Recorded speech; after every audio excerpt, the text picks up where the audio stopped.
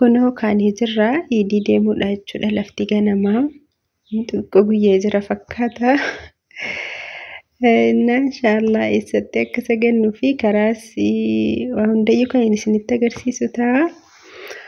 Amma bahuuf deemna jechuudha gibbiidha. Assalaamu alaykum wa rahmatullahi wa barakaatuh. Kabajamtoota hordoftoota koo jirtuu nagaa keessanii fayyumaa. Alhamdulillah an nagaa fayyaa kootii isinillee bakka jirtanutti rabbiin nagaa fayyaa isin haa taasisu. Alhamdulillah amma idii arafaa deemuuf jechuudha. Baga rabbii waggaadhaan isin gahee walumaanuu baga rabbiin nu gahee. Alhamdulillah isa dhufuunillee rabbiin nu haa gahu. Hunduma keessaniyyuu immoo isa dhufu nama aanaalii maatii ofii waliin iideessu rabbiin isin haa taasisu. Gaa jedhee gaa mana kushiinaa arabaa keessaa rabbi isin baasee jechuudha. Namoonni biyya arabaa jirtanuu nama mana keessanitti gammachuun maatii keessanii waliin ilmaan keessanii waliin iideessu rabbiin isin haa taasisu. Hunduma keessaniyyuu akkuma argitan dhugaa idii deemutti jirra. Bismillah namni karaarra hin jiru guyyaa'eera. Meemee ilaallee yoo hanga qaqqabnutti hin sagadamne bakka biraa deemnaa. Magaalaa Jimmaa keessaa dafee sagadama jechuudha. As biratti elwaanaa tiksinee deemurreennee baateenii jira abbaanii. Dafee sagadama jechuudha magaalaa Jimmaa irraa. Bismillah. Namni qixxeen hin sagadu qixxeetu sagada. Isayyuu faffaca'amee karaa eessatti sagadama jechuudha. FM'dhaan kan inni salaatamu. Kanaaf waradaa wayya jechuudha. Isa dhugaa dubbachuu fi diinii na wal eegamaa walitti dirree tokkotti bakka tokkotti walitti qabamee salaatamaa. Isa kana garuu wal eeguun hin jiru. Sababaa namni danatu fa'i dafamee sagadamee kaama jechuudha. Yeroo lama fa'i salaatamaa.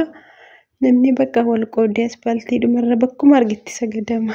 Lazzaadhuma wayii qabu.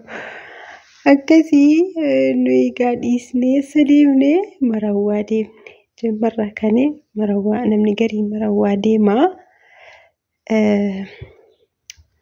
Kanas taaksii karaarra nu tursitee maal jettee mi'a sirriitti hin qaqqabanne. Alhamdulillah gaa hundumaaf iyyuu deemsisaa jirii nutti nuuf haa ta'u. Haala kanaan salaannee karaa manaa galuuf deemna jechuudha. Masasii ol taaksiin badaan argamtu wanti ittiin karaa manaa galan jechuudha.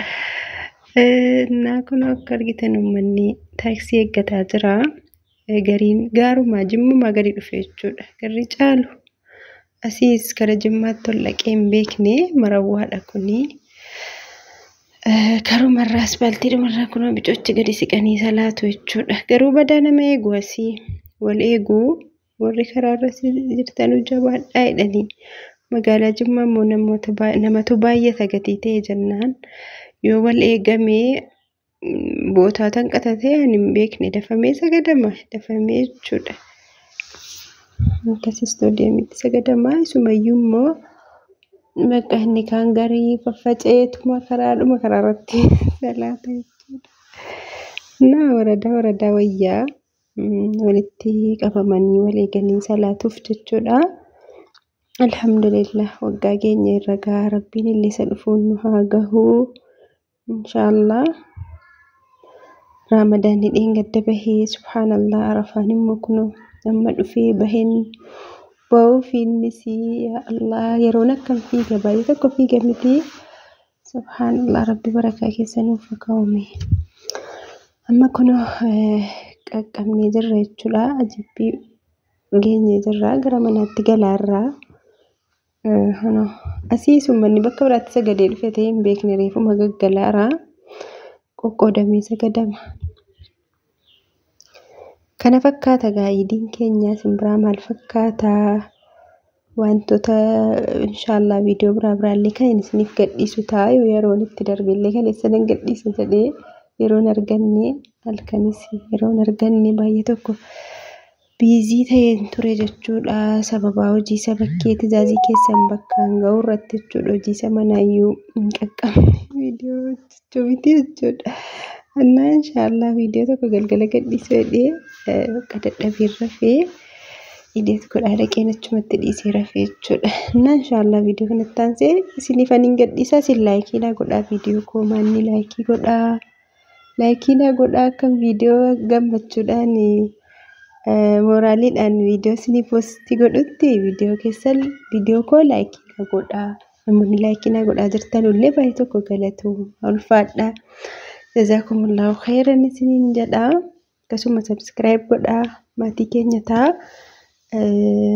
Inshallah viidiyoo biraatii walitti deebinutti nagaa rabbi keessanaaf turaa. Iidii gaarii isiniif haa ta'u. Kanumaayyuu isinuma eebbisuu isinuma dubbisuun dhufe jechuudha.